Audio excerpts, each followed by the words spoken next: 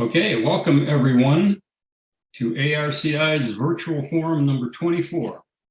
Here we are in the middle of March in Northern Illinois, and it's snowing. Another beautiful spring day, but hopefully warm weather is on its way. So we have a great set of presentations today. Glad you're all here. I want to thank everybody for showing up and all the members of ARCI and other clubs around the country. That's what makes this work, is that we get people from all over that like to participate. And we appreciate your feedback. Send us some feedback at that email address right there. And also, I always want to put out a request to join in with a presentation or a show and tell. It's really easy to do. You should consider that and share some of your knowledge about what you've been doing. The protocol for these meetings is very, very simple. Just stay on mute if you don't have a question, and that keeps things pretty orderly. And a bit of advice is to use the chat window to communicate information that you may have, questions, information. And at the end of the meeting, you can save that chat file, and all that information will be on your computer. We do record this meeting and put it on YouTube at a later date. And with that being said, I'll turn it over to Matt, who will talk a little bit about that. Thank you. As you may or may not know, YouTube has a new link. They call it a handle.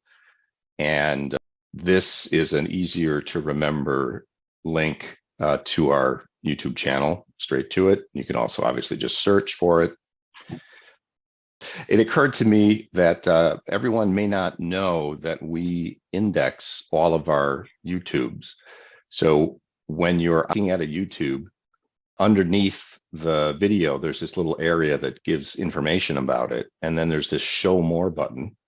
And if you click on the show more button, it will expand this list, and those blue numbers are clickable to take you right to the part of the video that you want to look at. And then the general YouTube rules that is relevant to newcomers. You've all seen this before, but as you know, YouTube is very persnickety about copyrighted materials, particularly music. So when you're demoing a radio, keep it off a music station because we'll get a copyright strike if it hears copyrighted music, and our video can get stricken. Second, as Tom mentioned, use the chat for anything that you don't want to be published on YouTube, like your phone number or directions to the house. With that, I'll turn it back to Tom, and please assist Tom in his effort to manage our meeting to keep us on schedule. Stay on mute and follow his lead about questions during the presentations. Okay, here's our agenda for today. Matt just completed the We're on YouTube part, and at this point he puts up a poll, which you can answer to say whether you're going to do a show and tell or not. That just helps us budget our time later on in the forum. And please answer the poll.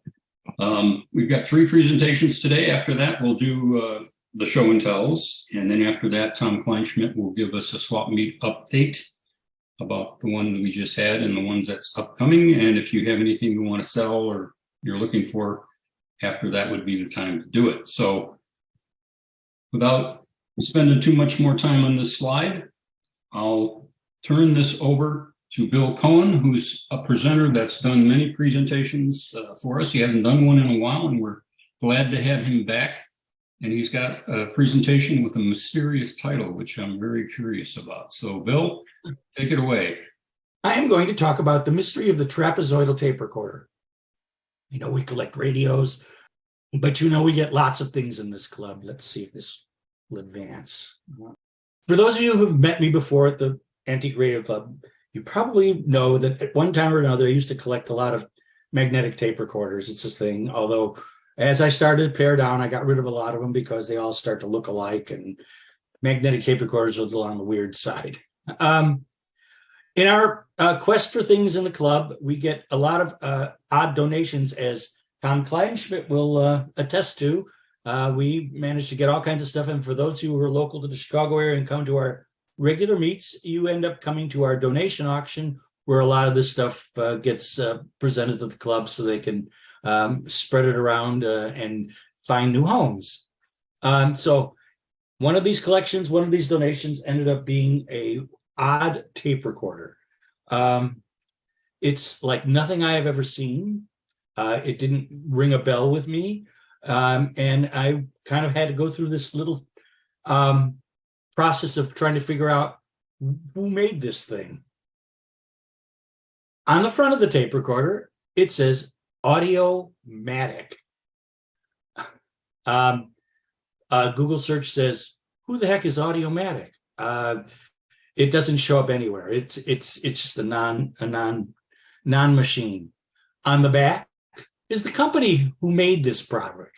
It's an unknown brand from an unknown company called Continental Iambic in Chicago. Interesting. And you can see on the back of the recorder sort of standard tape recorder things, inputs and outputs, a power cord, a place for the microphones, that kind of stuff. Also, there's a thing here about styling by W. Scott Ames. I'm sorry, I'd get that wrong. Ames. I looked him up. He's nobody. He doesn't show up anywhere. I can't find any reference to this guy, but they're very proud of the fact that he designed the industrial design for this recorder. And quite frankly, it's weirdly shaped. It's shaped like a trapezoid. I'm not sure why you'd want to shape anything like a trapezoid. It doesn't hold any particular reason. The speakers are faced forward, I get, or kind of angled to the front when you open the machine up. I guess maybe that's why it's trapezoidal, but it's just weird. And I guess this guy, W. Scott, thought it was kind of cool. Looking at the top of the recorder, for those who have ever looked at tape recorders of the 50s and 60s, it doesn't particularly look like anything else. It doesn't look like anything I had seen from the typical manufacturers who are out there. Pentron, didn't look like anything from Crescent, who made the stuff for Sears. It didn't look like RCA. They had some stuff that just didn't look like anything I had seen before. So other than that, it's a pretty basic stereo tape recorder. This is a quarter track machine. Let's see if I can show you. It's got two magic eye tubes here for the left and right. It's got the various controls you need to operate a recorder. You can do left and right recording independently. And it's got the regular transport controls, and it's a 2-speed machine, and the speeds are changed here. It takes 7-inch reels. I just didn't put them on there, but it's got a tape counter. So it's pretty much what you expect out of a tape recorder. So I started going down a rabbit hole. After looking for things, I actually found a related manual on eBay. Although this particular model that I just showed you the picture of is an A1000. This is the manual for an A900. And you can see the similarities there. It has all the controls in the same place. It doesn't show the magic eyes because it has, this one only records in monaural and has a S6E5 tube up here, where the one I have has two EM84s for stereo recording. But mechanically, it's basically laid out exactly the same. So it's also an Audio-matic, as you can see. This Farnsworth, Waterloo, Iowa. It was evidently the dealer who had this particular manual. Inside the manual, you can see this is actually a Howard Sams published manual, but it is not in any Howard Sams listing. So if you go to PhotoFact, you don't find it. But the key thing here is kind of look at the back plate of the transport. That's what I was kind of highlighting here. When I went looking, and I've now expanded the front page of the instruction manual here. Like most people, I don't read everything right up front. It took me a couple of weeks of kind of playing around with this machine and looking at it. I finally read this. And when I read this information, it said, hey, for you warranty service guys, you want to get paid, send your billing to Wilcox Gay, Charlotte, Michigan. Now, for those of you who've done radios and record disc cutting machines, home disc cutting machines, Wilcox Gay should be a familiar brand. They made things actually pre-war, but became really popular after the war for making disc cutting machines. And They also made a line of tape recorders in the 50s, which we'll see here. So this is a picture of a Wilcox-Gay, one of the Wilcox-Gay models. While the layout of the controls are different, the buttons for the transport are the same, and the switch back here to change the speed pretty much looks the same. And now, if you look at the back of a Wilcox-Gay transport and you look at the back of this Audiomatic, guess what? They're the same. So I'm guessing that this Audiomatic was made by Wilcox-Gay, and they were just private labeling the product. As a side note, Allied Radio sold tape recorders under the Knight brand from 1955 till 1959, actually, and they were all Wilcox-Gay machines. Wilcox-Gay made the Knight recorders in the late 50s. So, a little bit about Wilcox-Gay, because that kind of threw me down that rabbit hole. They were formed in 1910. They're in Charlotte, Michigan. After the war, they acquired, surprisingly enough, several companies, among them Gerard, who made television sets. Grundig, the German company, I don't think they actually quite acquired them, but they were, I think, a distributor for their product here in the US, because they sold stuff under the Grundig, and they had also bought Majestic, so they sold them under the Grundig Majestic name up through the late 50s. But very interestingly, they were acquired by a fellow, let's see, I've got some information here, by the name of Leonard Aschbach in 1950, who then relocated the company in 1960 to a address in Chicago on LaSalle Street, which is not too far from where this Iambic company is located, which is kind of interesting. But basically, Wilcox-Gay went into bankruptcy in 1961, and that's about the time this tape recorder seemed to have disappeared. My guess is this tape recorder was sold exclusively through Iambic dealers, which I think may have been like photo stores. I don't know if you guys remember this, but in the 50s and early 60s, it was real common to buy tape recorders at photography places where you bought cameras. Other than buying them from places like Allied Radio or even Polk Brothers or, electronics places. But they were sold, they're exclusive brands that got sold through the photo companies.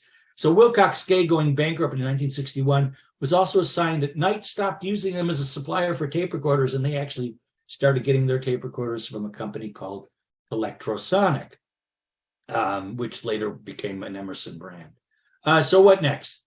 Well, this tape recorder can be yours at the next ARCI Junker auction. If you want this recorder, feel free to come to the next Junker auction, because guess what? It's going to be on one of those Junker tables. So do we have any questions now? Bill, that's great. You now can put a Junker there with a pedigree and a presentation. Just print out the PowerPoint and... And I will tell you, I did plug it in. I did not I pulled the rectifier tube out because I didn't want to start seeing what electronics would do. But the transport works. All the mechanics work. It fast forwards, it rewinds, it moves tape. So none of the rubber parts, they're not at best, but they're all functional. So it'll work as a tape recorder. So now you have an ad for something coming up on the April 23rd table. Do you have any other tape recorders still in your collection? Yes, I do. But not nearly as many of them. I have just stuff that's a little more recent. I have some Bell tape recorders. Bell also made stuff for Allied Radio for Knight for a while. And they also made a lot of stuff for Language Labs. I have Viking, again, another American brand that was made out of Minneapolis. And I have an Ico Kit tape recorder. And I have the Knight Kit tape, two of the Knight Kit tape recorders, because I have a soft spot for Knight Kit since I worked for Allied Radio when I was in high school. Okay. But I do have a question for you, Bill. Okay. Do you have a good supplier for rubber idler wheels? The answer to that, and for those of you who do anything with tape recorders, but make phonographs, the voiceofmusic.org, voiceofmusic.com. I think the guy's name is Gary Stork out of Michigan. He sells everything. He sells rubber parts. He sells cartridges. He sells needles. He sells tape heads. He sells all kinds of components. So if you need that kind of stuff, thevoiceofmusic.com is the place to go. Okay, Bill, that was great detective work and really good historical research there. I really appreciate that. That's great. Our next presenter, Bill Goodwin, has presented for us before. He did an excellent presentation on the FB Chambers Company. That was an awesome presentation. And today, Bill is going to give us a tour of his collection. So I will turn it over to Bill. I want to thank you all for the opportunity to show my collection. I'm sure I'm like a lot of guys, if not all the guys, who love showing off their stuff and don't get to do it too often. So I'm pleased to be able to show this. That's illustrated one of the other things that's so great about the hobby is the willingness of everybody to help everybody else. Matt helped me a lot getting online this morning. Had lots of help from other guys in my home club at Mid-Atlantic Antique Radio Club, and now a new example with this club. So thank you. My beginnings I referenced with this slide. Somewhere before 5 years old, the electric socket in the house intrigued me to no end. And I had some experiences with those and metal. The train is there because I delighted as a probably 10-year-old with my Lionel train set, taking one of the railroad crossing signs that were metal and dragging it between the two hot rails just to watch the sparks go until I got shocked and blew a fuse. And I remember my father asking what the hell happened because a neighbor kid knew how to change a fuse. And I tearfully exclaimed I'd gotten electrocuted. And he got a big laugh, and I didn't get any punishments. I'll speak to the others on this page as we go through. And if I forget, please remind me. In setting up my display, the background came in part from the influence I received as a docent for the National Capital Radio and Television Museum in Bowie. And I'd been on the board of directors. It was sister organization, or you can even say child, of the Mid-Atlantic Antique Radio Club. And it's a very fine museum set up in a historical building from the early 1900s.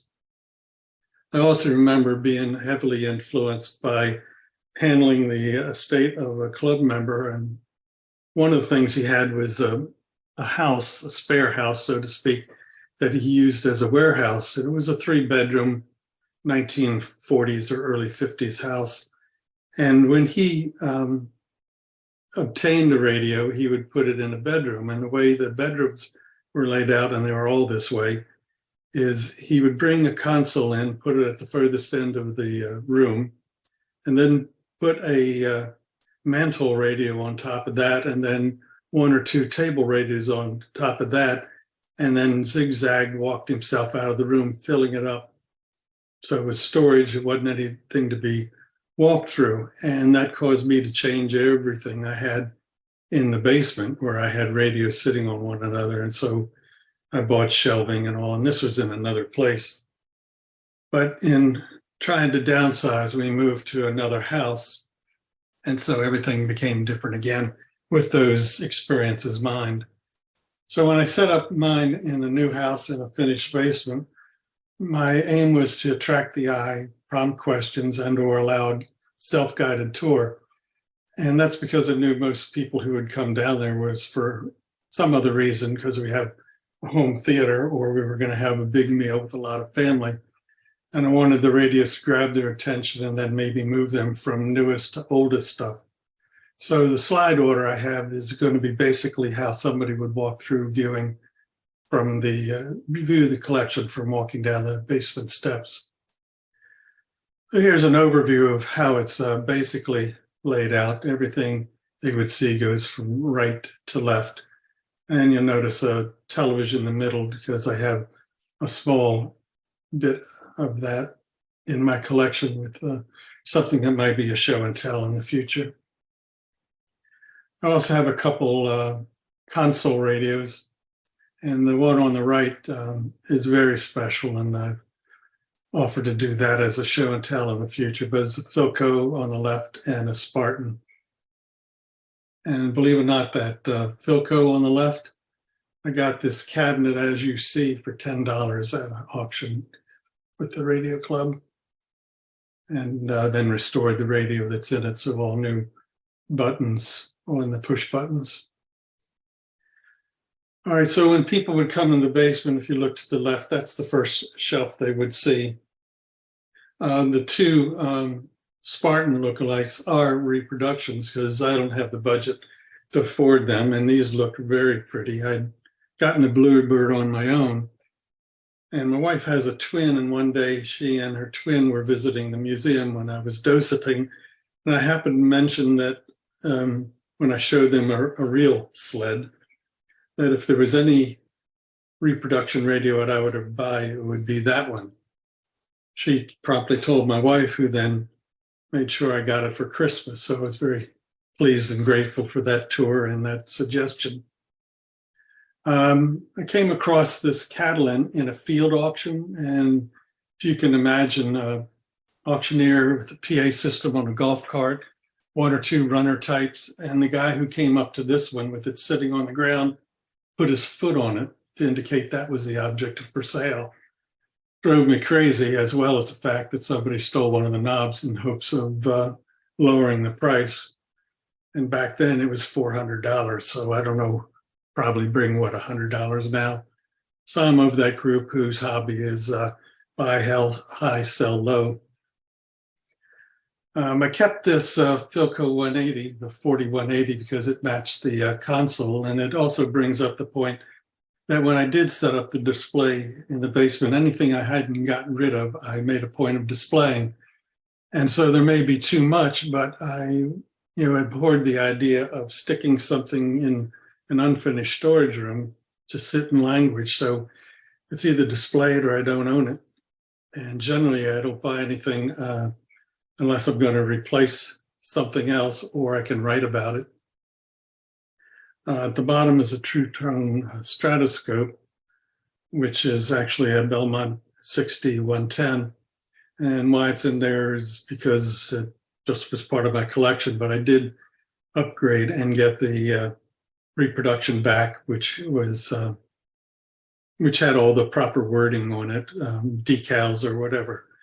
So if it goes, and when it goes to a new home, it'll not only have it looking like the original, but as you notice underneath of it, there's a booklet, and every radio that I have has an instruction book with everything that I could ever find, internet, SAMs, riders, whatever. So whoever is the owner in the future will have data that may be lost to the internet, but at least they'll have it when they get it from me. Next shelf, as you look on the left, is everything and how they're displayed. This Zenith was given by a really good friend just out of the blue, but I had repaired the amplifier section for one of those bubble jukeboxes. So he was getting even older than me, and I think it was just our friendship that he gave me, but it allows me to speak to what I did for him in the really good friendship. The BP-10s, though the back to us, I did make a booklet for them, and they were the two versions that I see. And in the relatively recent times, found out that a lot of these radios were sent off to the French resistance in World War II for their use in listening to those coded, cryptic messages that would activate a given cell for anti-Nazi work. The Harpers on the right, those are all tube radios and not much bigger than the transistor radios at the time. And I was real pleased to get this collection. They have a couple names.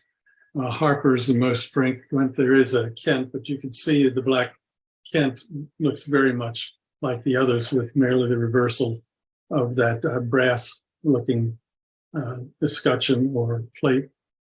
And a little one down front is marked Harper's, and it's a crystal radio. So just a little fun thing in my mind. The Hickok I-177 is on the bottom, and I use that, but I use it so infrequently I wanted to be out there for display. And from another member, I got the NOS MX 849A/U for the more recent tubes, and it was NOS, and you can see the maintenance operators manuals and the big tube data sheets all in the book stands.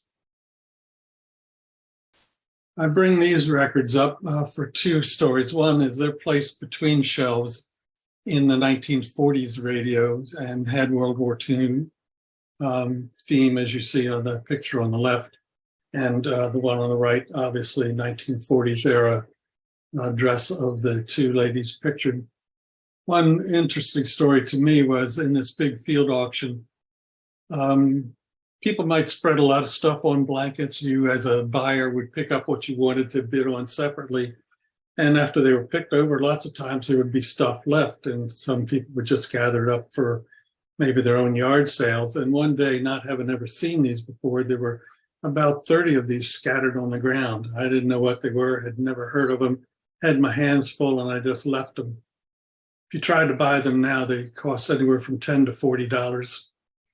So I left anything from $100 to $400 worth of records on the ground.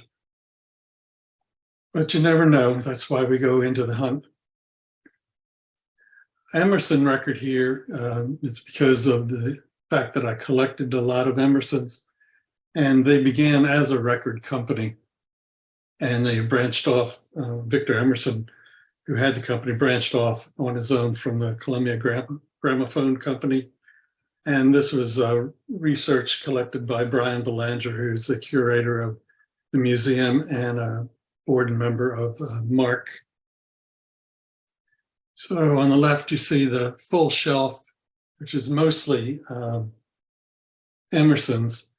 And I'll point out the top left picture, because there's the documentation you see. And I do have a hobby of working with Photoshop, and so I was able to recreate the brochure that went with this model, and also the modern, if you see on the right of the pamphlet. I like the jewel box just because I got it from a club member, and the two girls in the picture are my wife and her twin sister. So it was a way to bring my wife into the collection. I see the Emmerson tube radios, the Emerson 652B. On the upper right, I like the little Emerson, and most of these things came maybe in box lots or multiples at a time. So I haven't culled them, but the Emmerson 856, I like it in particular because it has 3 sub-minis and 2 transistors. And I want the little stand, put a picture of one of the sub-minis just so people would get an idea, and that's actual size. And then the 555V is there because of its being pretty, and again was a box slot item. The Emerson record player or turntable, I had never seen one before, so I snatched that up like crazy when I had the opportunity, and I got that probably in the last year. Emerson Shelf 2 on the left, you can see the Catalan, certainly on the larger picture, but if you look on the shelf picture to the left is a candlestick lamp that I picked up, I don't remember, 5 or 10 years ago, but I put it with this Catalan because they look to be the same material, same color, probably same age. The green and the ivory 811 were part of a box lot, probably again 10 years ago. And I had another green Emerson from the Modern series, but it was a green one, very nice modeled Plascon, or Beetle, I guess it was. But when a nephew came over and I was looking to downsize a little bit, I asked him to pick any radio he would want for his own, and he took the green Beetle. So that's fun. Somebody else in the family, another generation enjoying our old radio. Emerson Shelf 3. I bought what's on top of the R158 because it was said to be like a TV lamp. There's a light bulb behind it, and it really lights up little marbles that are in the front. So when it's lit, when I have people over, it makes for an interesting side table. And we get to talk about how TVs were not supposed to be viewed with no lights in the room. Not a big deal. The R158 is kind of standard, but I enjoy it. The R156 was a turning point for me, probably in the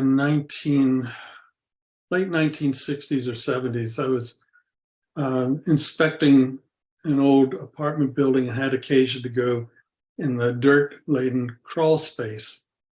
And the guy who was showing me saw that there was junk in there, and this R156 was under there in a really ratty condition, and you see how it looks now. So that got me much more interested in jumping into the old radios. And the Patriot is there. I don't remember when they got that, but again, it would have been either on the general hunt or at a MARC meeting. And I like the 520 simply because it was an inexpensive Catalan. So there's a close-up of the R156. And to the right, somebody snapped a picture of me at MARC Radio one day, Radioactivity, as I contemplated buying the spice rack, that guild in the center of that little photograph. I'll probably rearrange where that radio service sign is, but I had put all the pictures at the same heights, and that meant I had to put the Emmerson advertising up there and move the radio service sign down.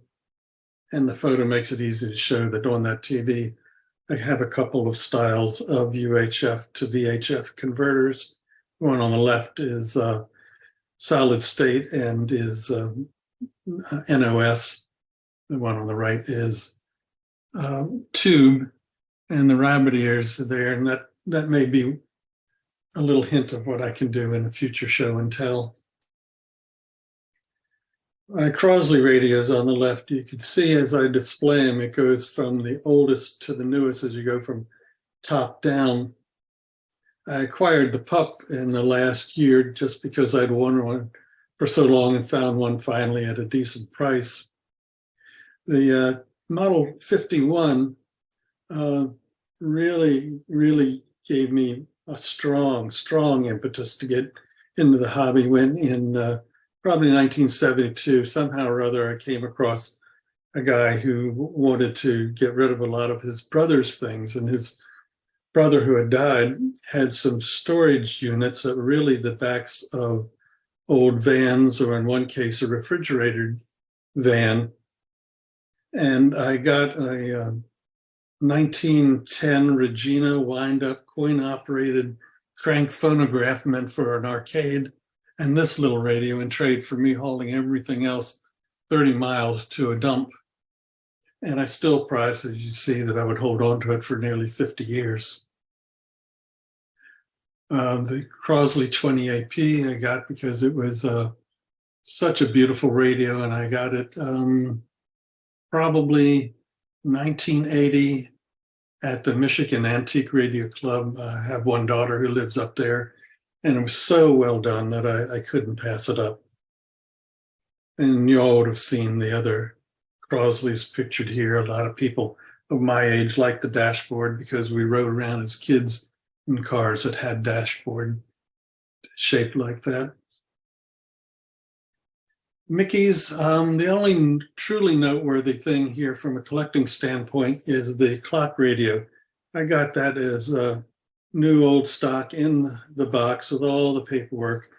And one way to tell how well used Mickey is if you look on the nose of the tuning dial, which is Mickey, you'll see generally they've used it so much that the black paint has worn off.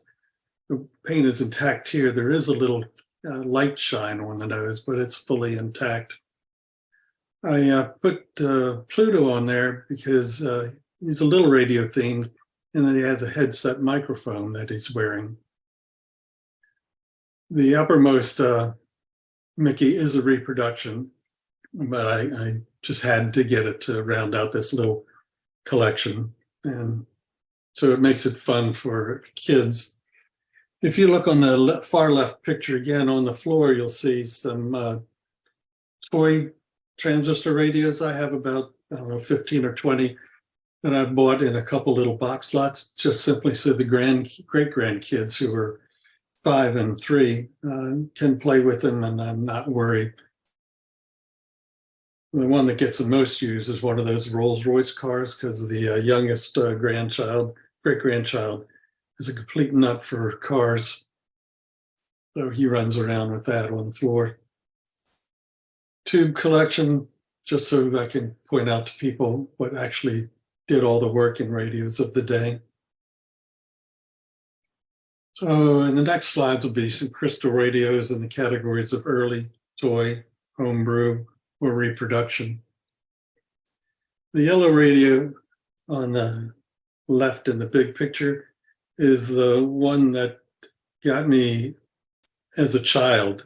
I told you earlier how I'd blown fuses and tried to shock myself. Well, probably when I was 10 or so, I got that radio in kit form from Remco for Christmas, and I remember being blown away when I heard Queen Elizabeth's Christmas message come through that, probably broadcasted from WTOP in Washington. But having spent the day to put it together and stringing a wire and hearing her Christmas message, the full magic of radio hit me. Even though I had heard radios as a kid in the household, because there were no TVs in my childhood, to have it come out of a device I had put together, that sense of magic has never left me. In later years, I picked up the blue one, and I recreated the instruction manual that came with it. And if somebody wanted those, I could send them to them as a PDF. Let's see the next one. I like the little Marshall set. Again, I got that at Martian crystal set. I got that at the Radio Club. And why you see it sitting on the books is because they were books about crystal radios in which that Martian crystal was on the front cover. The packet, I got NOS. Well, I guess you can't say NOS, but it came in a larger box with the original shipping box, and the post mailing address on the packaging showed 1946 as a date. And I really like the fact that it would look like so many crystal radios that would come up in terms of size. And I remember 8th grade teacher predicting that when our 13-year-old selves got into nursing homes, she'd know we'd have one of these things held up to our ears as we tried to bebop on crutches down the hallway. And she wasn't far wrong. I like this, simply something in the junk boxes, a couple crystal sets. But I felt if I had these crystals and a carborundum detector, I should put them out rather than leave them in a box. And so I was able to find the ad from the wireless age on the tin Galena and AA Galena, and it has a crystal in its original little cotton. These are all space-themed radios, and I like them because, especially the red and green rocket in the center, I had one as a kid and remember hooking it to with a little alligator clip to a nearby fence and being able to pull in the station. One of the things I might mention that others may not know, but in working with some radios like this, I've found that they've had plastic, of course, covering the antenna or ground wire and their earphone, but sometimes the plastics are incompatible. So when stored together, I've found some that melted together by whatever chemical reaction occurs. I guess they're petroleum-based. And I like to make, as you've seen from others, little stands to help identify anything. And so on their sides are these little acrylic stands that try to give some information about each one of them. Again, if somebody cared enough to do a self-guided tour, they could do so with ease. Back in 1990, I had occasion to be on a business trip to Melbourne, Australia, and to the northwest of it is a gold mining, gold rush town of Ballarat. And while there, I had found that they had a radio museum owned by and run by a third generation man whose grandfather had the post office, which is where all radio licensing was centralized, and then developed electronics manufacturing in the building. And then in the very front, he had a radio museum in which he sold these kits. So everything you see here was put together by me from that kit, and was reproductions of radios that they made in the 20s. And this one tube radio that back then was called the Model 1A Unidyne. And the leftmost and end display among radios shows my FB Chambers collections. And I just highlighted the Westinghouse RC. And one of the things, and sometimes I get my paper scattered, and I found a copy of an Age, Wireless Age ad from September 1921 that shows the Westinghouse RC. So I'll have to change my label from 1922 to 1921 on the slide, but I did catch it on the little place card that goes with it. And again, in the background is the loose leaf binder that has all the information, and the radiola, the Golden Age in RCA. I have that there because the front cover has the RC. I've talked about FB Chambers at length before, but on the bottommost right picture and on the right of it, you'll see a little clear tone meant to be probably a pre-selector or help to tune in an antenna. And I got it because of the graphics, and I had some shredded or falling apart paperwork, so I was able to scan that into the computer, piece them together puzzle-like, and recreate them. So I have those little pamphlets or brochures reproduced in the book you see behind the device.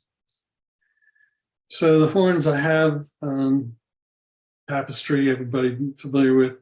I was surprised at how recent, how old the dictograph was. Tower Knight, when I got it, it had some sort of tapestry behind it with knightly or herald type embroidery, but it so clashed with the Knight, I guess it's repwood or some other plastic, that you couldn't really see it. So I don't know how many of you are familiar with Buford Chittister, but he's renowned in this area for the book he wrote on Cohn speakers, and advised me to put the gold behind it. And in the next slide, you'll see that his work is featured here. The Sonocord, he reproduced the pleated purple cloth that I have there. On the Sandar, this is an example of him reproducing the Cohn. Really does faithful work. On the little Naald speaker, he was able to rewind the coil in there so that that speaker works. Does really fantastic, delicate, precise work.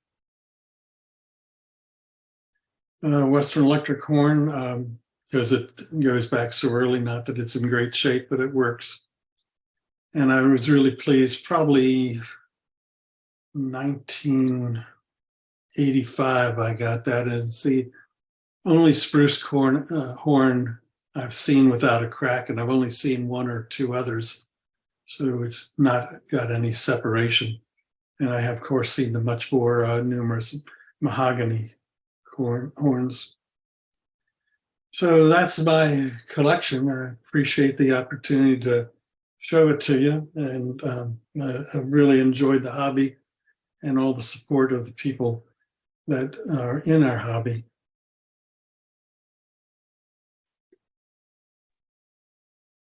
I just wanted to say you did an awesome job on displaying it, number one. And number two, who does the dusting on all your radios?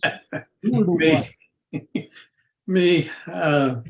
Yeah, it takes about 45 minutes to dust everything. A little longer if I pick them up.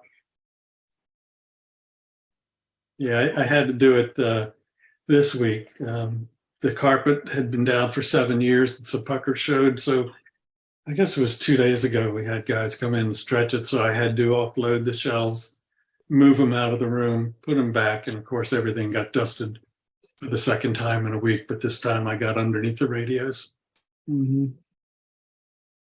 Well, Bill, that's just fantastic. I mean, stunning is the word for your collection. I mean, it's a museum is what it is. And what you've done to preserve history is quite impressive. And I commend you for reproducing all those booklets and making the stuff readable again. That's really great. Thank you. Yeah, Bill, that's a wonderful collection. Thank you for sharing that with us. You're welcome. Thank you. Yeah, it's very awesome. And you mentioned it as you went through it that you may do a show and tell on some of those items in there. So we look forward to that. That'll be on our agenda in the future. Okay. Yep. Bill, I have a question if we have time, Tom. Yeah. In one of the slides in the middle at the bottom of a shelf, you had a large battery. It looked like this big. And what is that from? It's a farm radio or? Yes, I would say it should have been. Let me. It's right over here on the far left. Yes, that's it. Yes, and that came up in a walk around auction. I probably got all of these batteries for $1, and it wasn't leaking or anything. And I put it, of course, with the battery operated radios, the ARCI in particular, just to, if somebody said, what the hell is that and why is it there and what do you use it for? I could, just to prompt questions and let it not be thrown in the dump. Yeah, it had, I think it had 135, 90, 45, 22 and a half, an A and a C, all of it built in. Hey, say, Bill, can you hear me? Yes. Who was the person that worked on your speakers, did that pleated job? Yeah, Buford Chidester, Chidester. Would you put him in the chat when you get a chance? Yep. Thank you. You're welcome. Okay. Any other questions for Bill on his museum tour? All right, then. Bill, thank you very much and appreciate it. And we look forward to your future contributions to the forum. Our next presenter is needs no introduction because it's me. And I'm going to talk about a radio that I restored over last summer and the winter. And I'll get that up here right now. This is a table radio, although you have to have a very strong table because it's a very big and heavy table radio. But this radio came to me a number of years ago when I was still in Colorado, and I got it for $5. And no one really wanted it. And it was a pretty sad shape.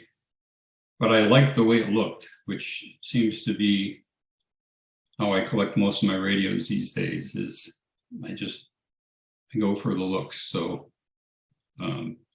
it's curved veneer, curved cabinet, some slopes. The louvers are kind of at an inward angle. And so last summer, I was refinishing some other radios, and I said, I'm going to tackle this. But it was had a lot of challenges. And it turned out to be mostly a wood restoration project. And almost all the glue joints were gone on this thing. Everything started falling apart as I tried to inspect it. And the top veneer was missing in spots, and it was coming unglued on the front and the back. But other than that, it was in good shape. The front of the unit is all solid wood, so there wasn't any veneer to worry about coming off. I did a little internet research, and I saw that on the one side there was some asbestos sheeting that was normally put there. There wasn't any on mine. And as we'll see in a minute, there's a reason for having that there. Also note that there's a loop antenna that's embedded in a groove in the sides, and it goes all the way around the top and the bottom. So it's a very nice loop antenna installed. You can see the veneer was coming off after I pulled the black duct tape off the top. It became apparent that it was in pretty bad shape up there, and the prior owner had used some kind of a non-wood glue to put this side back on, and you can see where the sides come off right here. And this shows the front top looking right into the edge of the veneer, and you can see that it had been glued sort of, but it was in pretty bad shape. The front louvers were not veneer, and nothing was coming apart there. It wasn't the original speaker. This was a replacement, and this is a field coil type speaker and it's got the output transformer on top of it. It turns out this wasn't any good, but it was all there. The previous owner had painted the chassis silver, which wasn't too unattractive, and a few of the tubes were gone, and the felt was a little bit faded. Underneath, there was lots of room, and the previous owner had recapped the filter section, but that was it.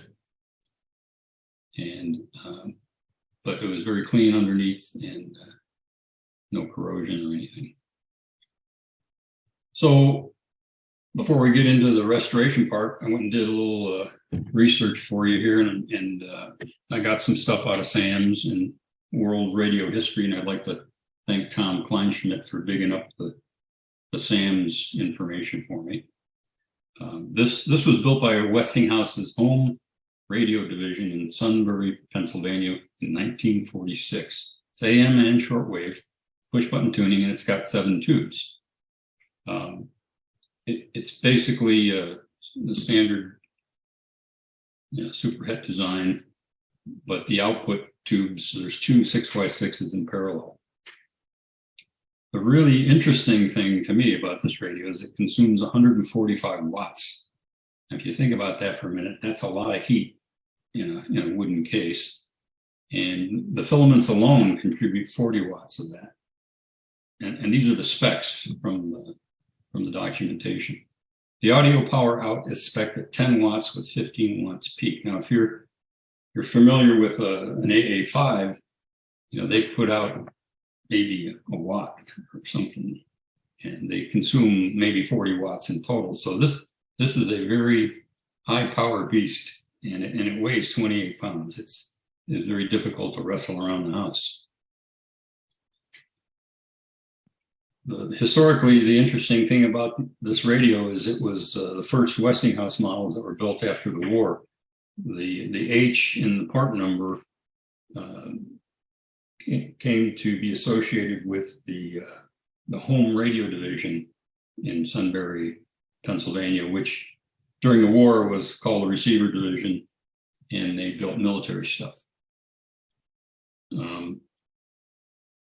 There's a good reference there in the AWA that talks about all the Westinghouse manufacturing, if you want to go look at that. But it turns out they built this thing in 2 colors and 2 different kinds of wood, mahogany and walnut. And I have the mahogany one, and you can see on the label there they stamped the A, which is a later version that they made probably during the first year or so of production. And what they did in going from the non-A to the A version is they replaced the detector ABC, the first audio amp tube, which was an octal pentode, and they replaced it with a mini triode. And looking at the SAMS diagrams, you can see what they did there is they got a little more gain out of that stage. And I also found that there's a later version in Writers, the H104B, but in searching the internet, I couldn't really find anything, whether that was associated with a different cabinet or anything. And here's a picture of the schematics. And you can see that the yellow circled area is the tube that they changed in going from the 104 to the 104A. And you can see the fact that the output tubes are in parallel. So they crank out a lot of power and they give off a lot of heat. And one thing that I think contributed to all the glue joints falling apart is the fact that this thing just dissipates a lot of power. So the electrical restoration was pretty straightforward. The field coil was shorted, and that kind of messed up the capacitors that were in the original owner's repair. So I got all that straightened out. I put in a more modern speaker with a separate audio output transformer, and you can see it mounted on the piece of wood that the speaker's mounted on. And I used a power resistor to replace the field coil. And in so doing, I lowered the B plus voltage a little bit. And in a way, that's a good thing in that I had plenty of output power for my tastes, and it just lowered the overall power dissipation. So I did a complete recap on it. And you can see right here where I replaced the field coil with a big 10-watt power resistor. But it's a great sounding radio. This is a kind of a cool picture. So I pulled out the old felt, and you can kind of see the original color was a dark brown, and I put some new dark brown felt behind it, which really made the letters jump out. And you can see the fading pattern. It's kind of like a suntan in the original felt. So that was the easy part. So I tore into the cabinet, and the more I looked at it, the more I said, well, I've only paid $5 for this. I won't feel bad if I screw this up, but still I wanted to do a good job and learn some things about refinishing veneer on curved surfaces, which I wasn't an expert on, and I'm still not an expert, but at least I got through this. The other nasty part about this is the previous owner had refinished the whole thing with polyurethane. So that made stripping it very, very difficult. The polyurethane is not brittle, it's kind of rubbery. And so a lot of the scraping techniques I like to use didn't work. So I was faced with that challenge. But before I started the stripping, I went and started putting all the glue joints back together. So I did the sides, and then I did the top veneer. I scraped out the old glue and put in wood glue, and using a pony band clamp, which you can see the canvas part of that clamp in the orange mechanism in the back. And I put wax paper so I didn't glue the clamp to the wood, and then I used masking tape to hold the wax paper in place. And because the band clamp is only that wide, it took many days of just moving that band down the front of the radio. So as I alluded to, the stripping was difficult. I started with a cabinet scraper on the sides. The glue joint was a little uneven. And after a bit of that, I just decided I'm going to get out the power sander. And I got out my orbital sander, and with some 120 and then 220 grit, I got the sides, the flat part of the sides, nice and smooth. I would never recommend bringing a power tool near veneer And in this case, I just used it on the solid wood sides and it worked great. And then, so I had to do a chemical strip. I used acetone to soften it up a little bit, and then the paint stripper to get all the gooey polyurethane off this thing. And then after getting it all stripped, I put some stainable wood putty, I should say wood filler, into the cracks, and that eventually absorbed the color of the stain, and it all matched real nicely. So then I decided, well, what the heck, let's try this experimental technique I read about to raise dents. And the top looked like it'd been beaten a bit with different kinds of things. So the technique here is that you put a drop of water in the dent, and the water kind of soaks into there, and then you steam it, and the steam kind of helps the wood kind of restore its original shape. And it sort of works. I think the conclusion is that it's an improvement in terms of reducing the overall profile of the dent on the surface. I mean, you could skip this approach, and if you don't like dents, you could fill the dent with some stainable wood putty, and you'd be almost in the same spot. But what you see there is my little eyedropper of water, a big chunk of brass bar, and a torch, and a little butane torch. And what I did is I just went around ironing those little spots iteratively, maybe 2 or 3 times, and it raised the dents a little bit. So thought I'd share that with you. So onto the veneer. This is the really tough part. And so what I did is I took a knife and I beveled the edges of the canyons, if you want to call them that, that were in the cabinet top. And I rounded them. I kind of took a pencil and rounded the thing so there weren't any sharp angles to the shape, because that doesn't look very good. Your eye will pick that up. So you want to round everything. And then I used a file and some sandpaper. And so these canyons then had beveled walls, and they kind of sloped from the outer top edge down to the bottom. And it turns out that this veneer on top was double thick from any veneer I'd ever worked with. And it's mahogany, and all I had was walnut. So I had to do this in 2 steps. I put a strip of walnut veneer down. You can see on the right here, this one's laying down in the bottom of the canyon. And I used contact cement to glue it down. It's the first layer, and it sits all the way in the bottom, and it's smaller in dimensions and outline of the canyon. So the top piece is the tricky part, where you got to be a little bit dimensionally accurate. And what I did is I took yellow painter's tape and laid it over the canyon and traced the outline of that patch I needed to make.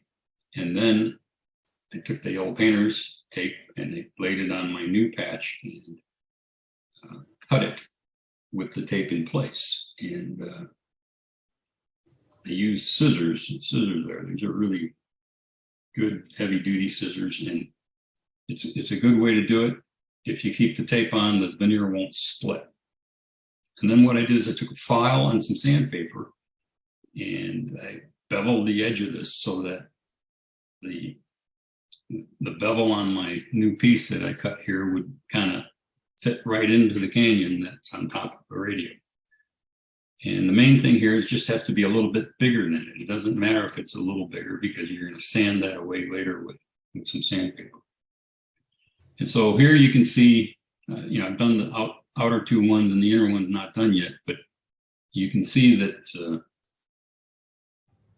the seam becomes almost invisible if you do it this way, because you're basically sanding the top piece till it hits the top of the radio.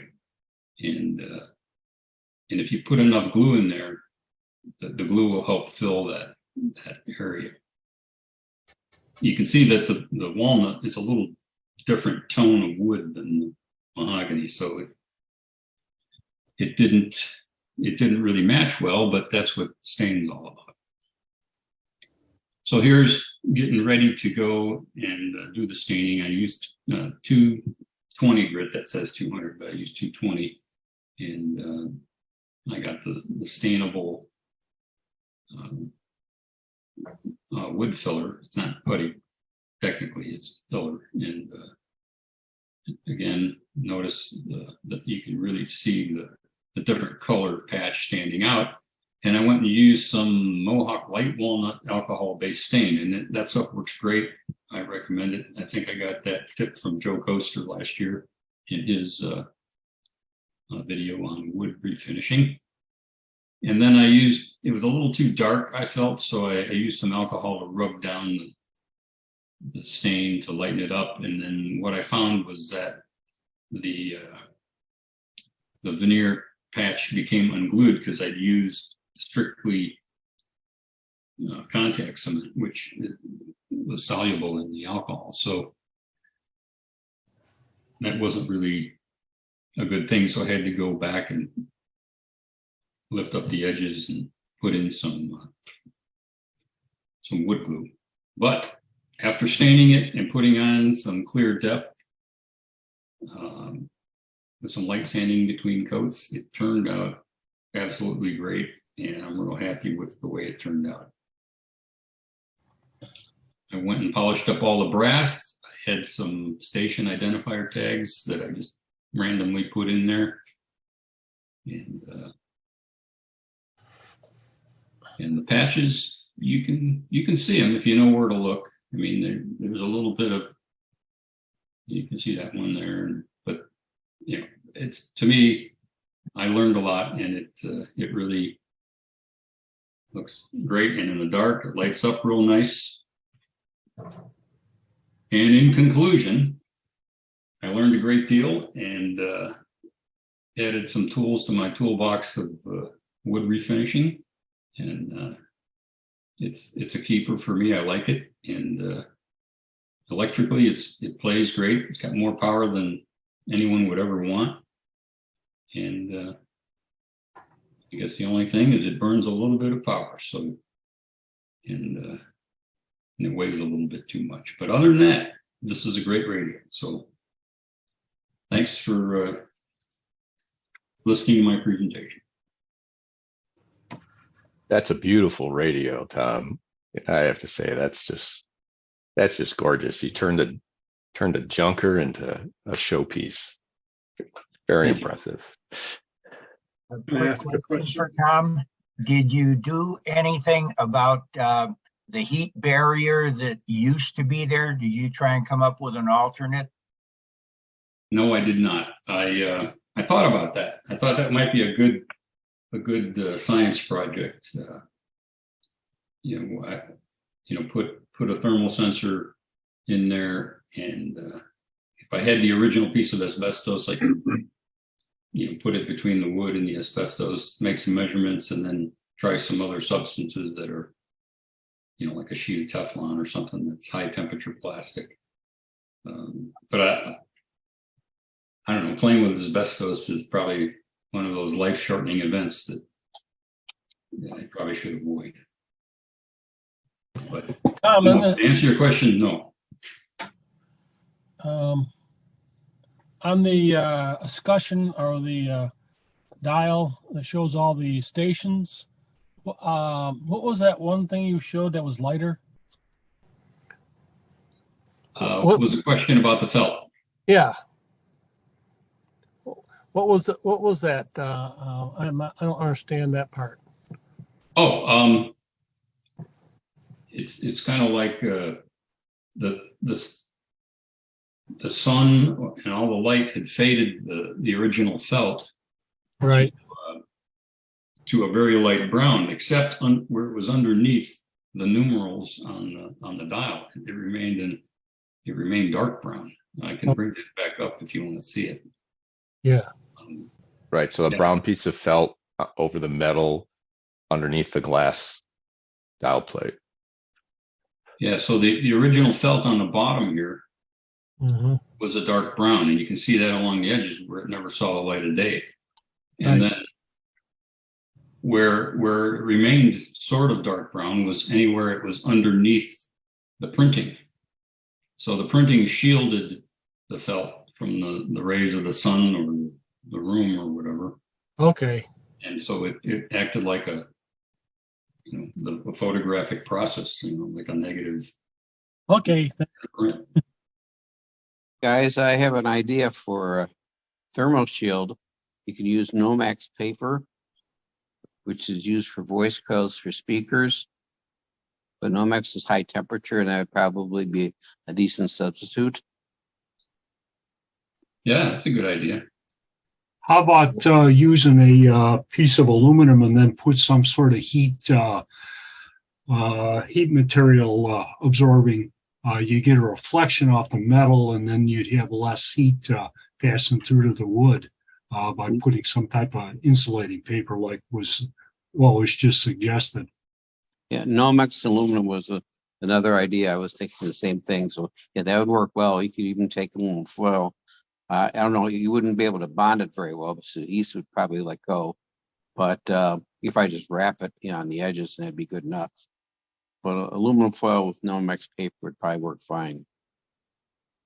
Yeah, I think that would address the problem that the asbestos was originally put in there, so that that side wouldn't get too hot from those output tubes. But I think the bigger problem was that there's 145 watts inside of a wooden box, and the rest of the box suffered the effects of that too. All the glue joints, basically. I've taken asbestos occasionally and painted it with diluted Elmer's glue or carpenter's glue, and that works very well to stabilize asbestos. And just wear a mask when you do it. Then you can leave the original asbestos in there that way, and it doesn't crumble any longer. It's a nice way to bond asbestos. I know a couple other people have done the same thing. If it's really crummy asbestos, I wouldn't do it. But if it's a good shape, you could do that. Yeah, it's going to burn a little bit, but it's not worth worrying about. I've seen it gets a little brown, but it keeps the asbestos from crumbling. That's another alternative if the asbestos is in good shape.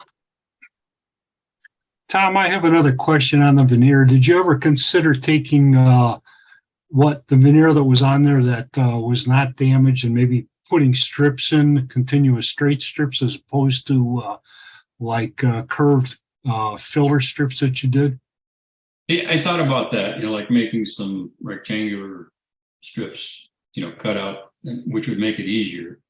But I also, thought, well, maybe I could just do the whole top, but I just gravitated towards replacing the ones I did. So, but yeah, it turned out beautiful. Yeah, well, thanks. Yeah, it was a lot of work, but I don't know if I'd take on something like that again. But I'm not afraid to patch something on a curved surface. So, Tom, how's the performance? Since you have an RF stage on that guy, how's the shortwave work? It works great. The shortwave does work really well. I was actually listening to a few different stations on it right after I restored it, and I was surprised that I was picking up shortwave and down in my basement, with a long wire just strung across the basement. Hey Tom, I've got a question for you. Yeah. Yeah. First of all, beautiful job. I'm really impressed. I think, but I had a question about the veneer. I thought it was really interesting. Is that the few times I've tried it, and then it usually doesn't come out that well. Is it related to the earlier gentleman's question, but you made the ends rounded on when you patched that. Is there any particular reason why you made rounded ends on your patches instead of making them square? Well, it's if you're doing it like I did, where the patch is in the middle of the surface, if you make it square, it'll just stand out like a sore thumb. Yeah, because wood veneer never has any straight right angles or sharp angles. So this is for the appearance of it at the end, and it helps it blend in better when you do that, huh? Yeah, it's an appearance thing. Okay, thank you. If all you're concerned about is just fill in the hole, then you'd use wood putty, and Yeah. and put a really dark stain over it where everything looks the same darkness. But if you're trying to still see the wood grain, you have to do this, or the edges will stand out. And then you said, I was curious, because once you cut out the area you were going to replace, how did you create like the stencil to make the new piece? Like, I don't know, how did you do that? Well, I had these canyons on top of the radio, and I took some really wide painter's tape, this yellow stuff, and I laid it right over the canyon, and I took a pencil and I traced along the outside of the canyon and made it a little bit bigger than the canyon, and I pulled that tape off and I laid it down on my fresh veneer. Oh yeah. And then I took, and then you take the scissors and you cut just cut it like that, and I made sure it was just a little bit bigger. And then after I got the bevel going, then I would kind of iteratively go and shape the edges with sandpaper to kind of get it almost the right size. Wow. And then the band clamp helped squeeze it all together when I applied the glue. And then you put the contact cement just on the one side of the veneer. And then when you let it dry for a minute and then put it down so it sticks? How do you make it stick? Yeah. And I didn't really explain that part well, but what I would do in the future is wood glue works better, I think, especially if you follow up the process with any kind of solvent-based stain, because the solvent-based stain will dissolve the contact cement. But how would you, on a curved surface, how would you get it to stay down? Well, that's why I use contact cement, but I would use maybe a mixture of wood glue near the edges and contact cement in the middle. Because if you just use wood glue and then you put the band clamp on it, it's going to move around. But if you use contact cement, once you put it down, it stays.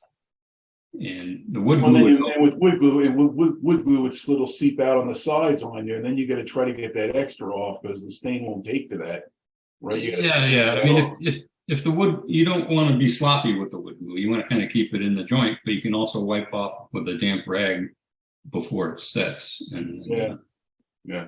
Thank you. Great stuff. Yeah, I've learned a lot. So, all right. Any other questions?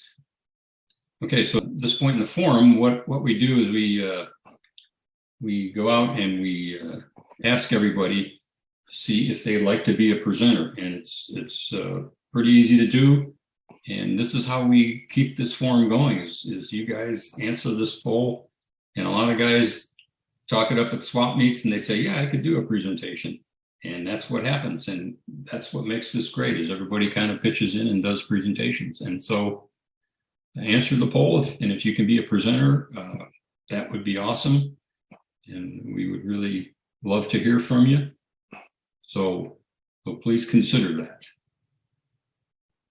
So now what we do after we answer this poll is we go and we do our show and tells. And the earlier poll indicated that we have at least one show and tell here today. So let's start into that. Tom, it's Marty Linke. I could do one show and tell. Yeah, Marty. Well, good morning, everybody. Nice presentations today.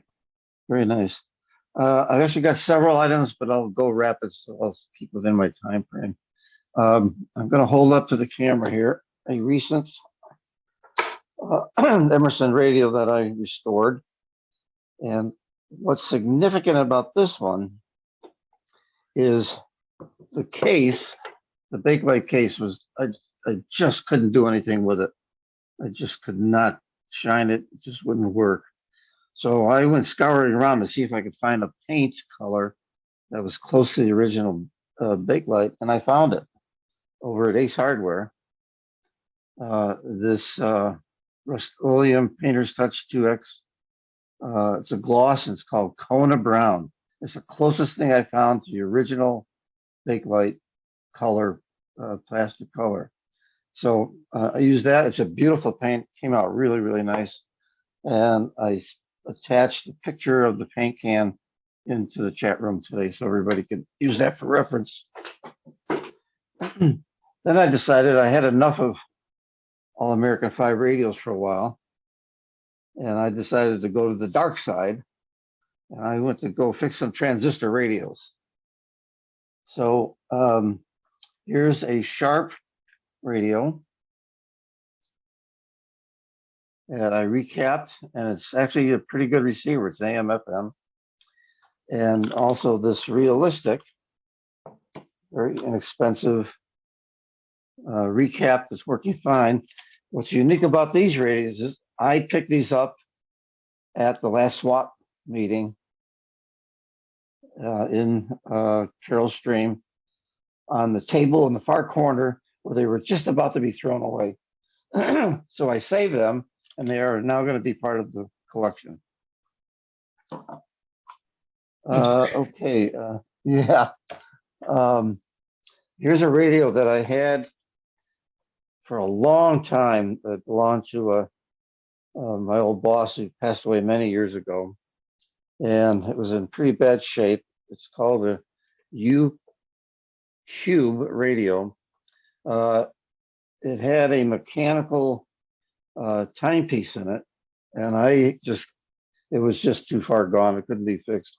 So my friend Dale in North Carolina, he made a presentation to the club here. He helped me. He found a new timepiece to put in there. So it's battery operated timepiece, but the radio, after recapping it, works pretty well.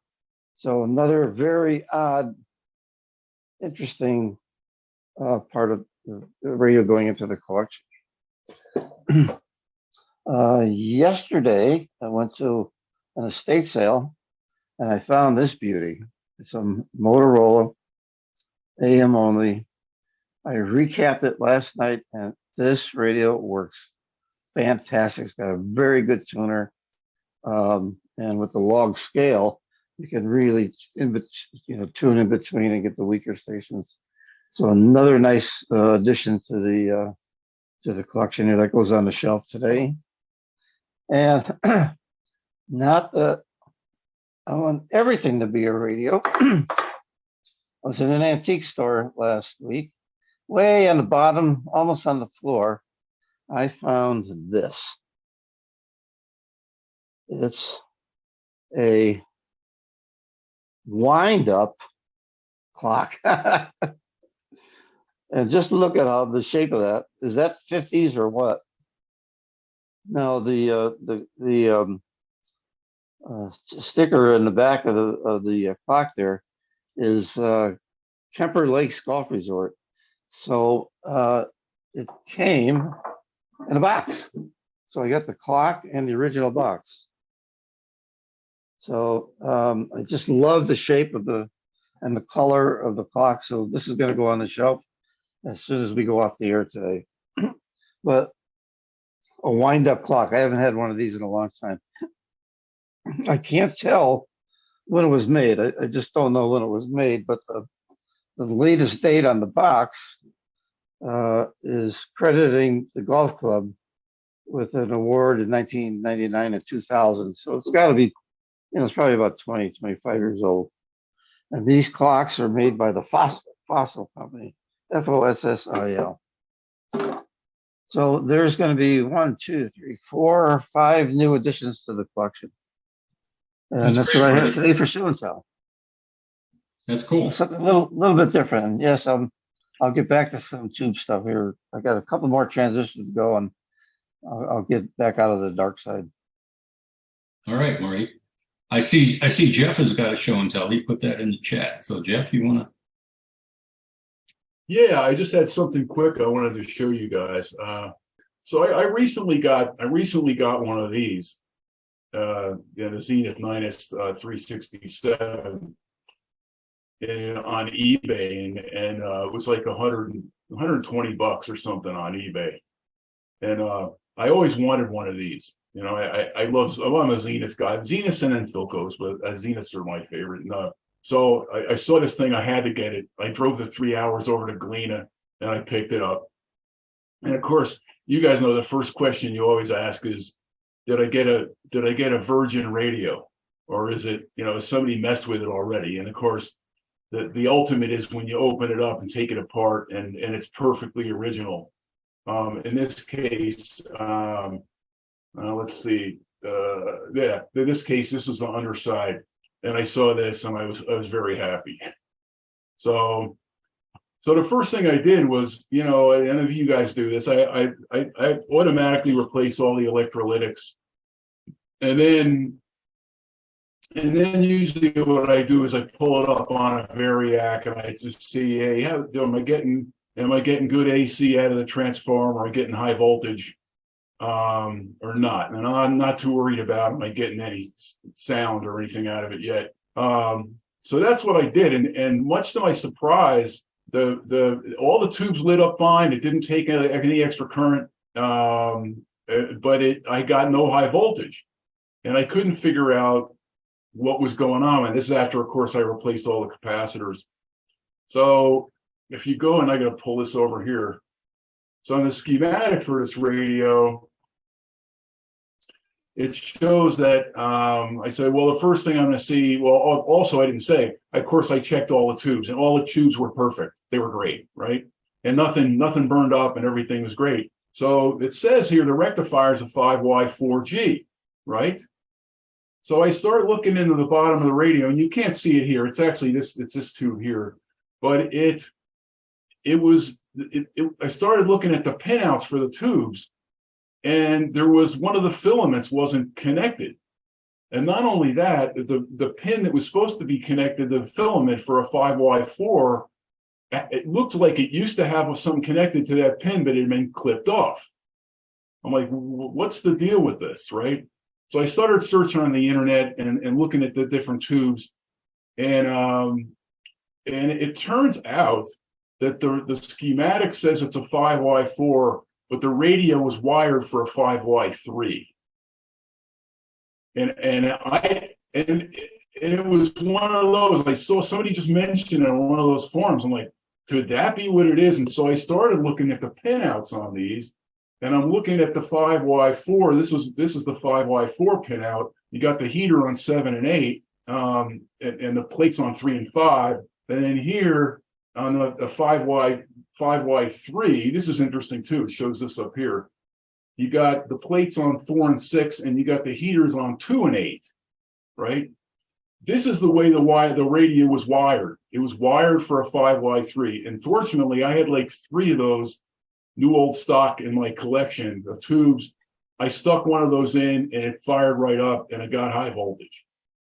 So I was like, I was just amazed that, you know, I was, you know, you look at the schematic, you look at the other parts and riders, that even talks about, you know, it being a 5Y4, but that's not how it was wired. So I just thought that was interesting. I don't know if you guys have ever experienced anything like that. This is Tom. Just something to share with you. During World War II, when tubes were shortage, in shortage, I should say, repair shops would substitute tubes. In fact, writers put out a whole book on what you could use in place of something else and what you had to do to rewire the socket. Sometimes you even had to add resistors and so on. So that may be what happened. You know what? That's got to be what happened, because like you said, I mean, the one film that was supposed to be the filament wire, it was clipped, and I was like, wait a minute, this radio is a virgin. You can tell it's never been touched by anybody. Why would something be clipped? And that has to be the answer. That's a great answer.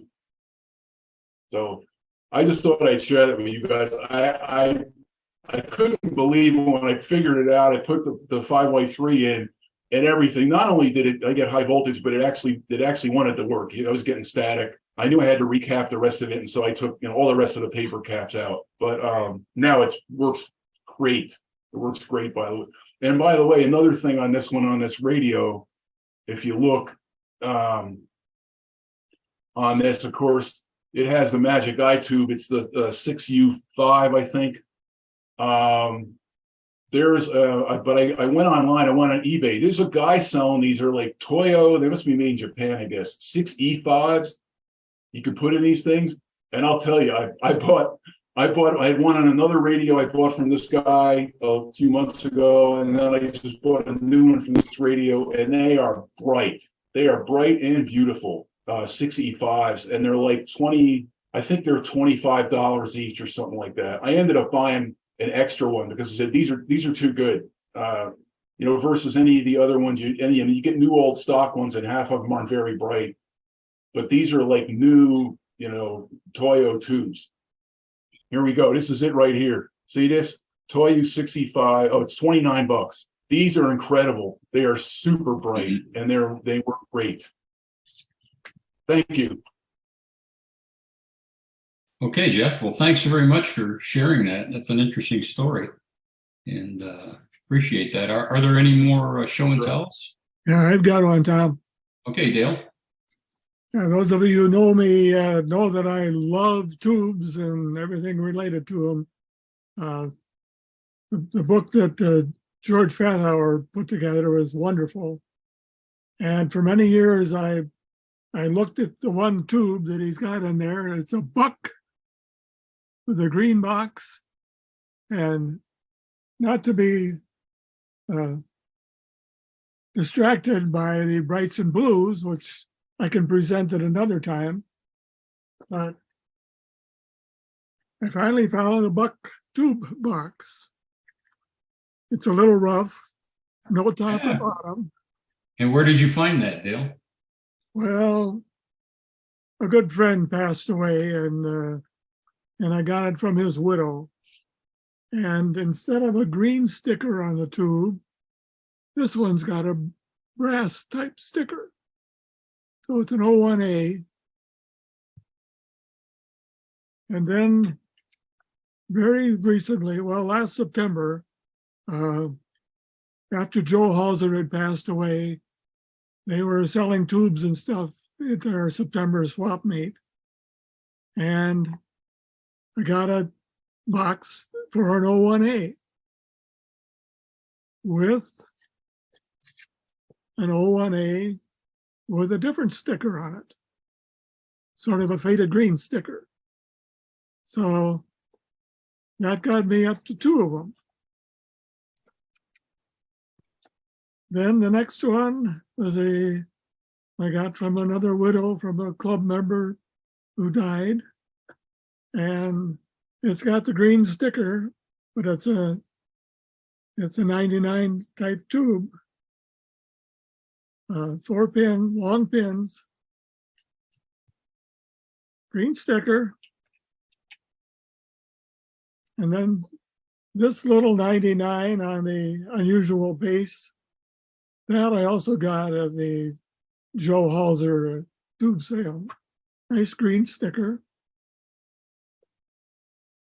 And then I was surprised to find this buck label printed on the Bakelite base.